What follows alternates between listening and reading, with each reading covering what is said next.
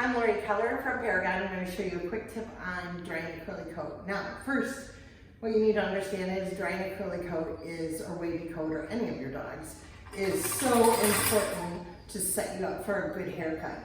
You will struggle if you don't set your coat up correctly. Your haircut will take more time. It won't look as good as you could get it because the hair is not separated and straightened. So the first thing that I'm going to do is make sure that my dog is really towel dried. This is important. It will cut that dryer time. And she likes it. So I want to make sure that I don't have a ton of spray off when I start my dryer up. So I'm going to make sure that she is nice and towel dried. And then my next step is to make sure that my towel is underneath my dog.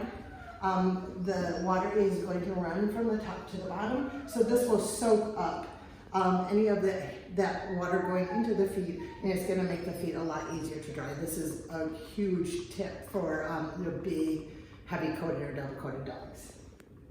Okay, now that we have our dog nice and towel dried, we want to make sure that always you have ear protection in. These dryers, after a long time, will play havoc with your hearing. So the first thing I'm going to do is I'm going to go ahead and have my nozzle on. Most dryers have a couple of different motors. This is a small dog, so I'm only going to turn on one motor. And I'm going to get this dog about 80% dry first.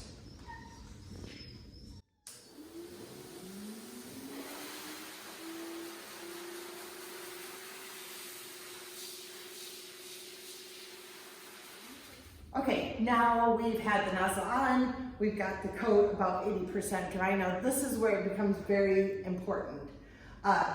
If the skin stays damp, it will recurl the coat. So what we want to do is take the nozzle off, and we're going to get right down to the skin, doing slow circles, but always moving through the coat.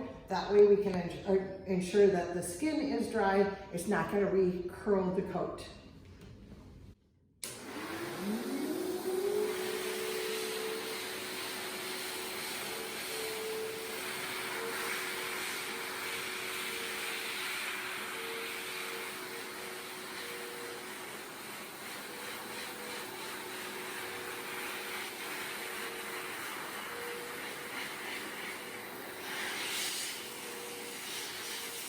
Okay, so we've dried the body, we've first dried with our nozzle on, then our nozzle off. This is where most people struggle, is how to dry the head. So a couple of tips for you. We don't want to come at the face this direction. The air is going into the nose, into the eyes. We're going to kind of always work backwards on the face. So again, it's away from the nose and the eyes. What I'll do is I'll take my middle finger and I'm going to put it underneath my loop.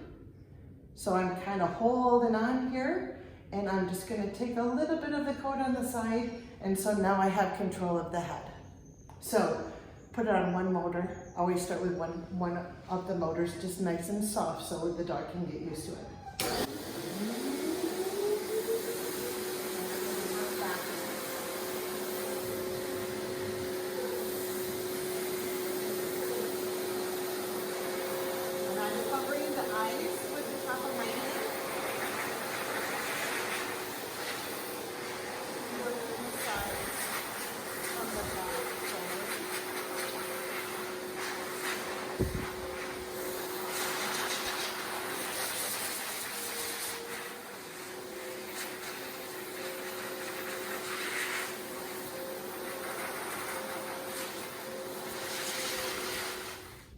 Now that she's dried, fluffed, I made sure that I go over her once with a brush, and then making sure that my comb can go through smoothly.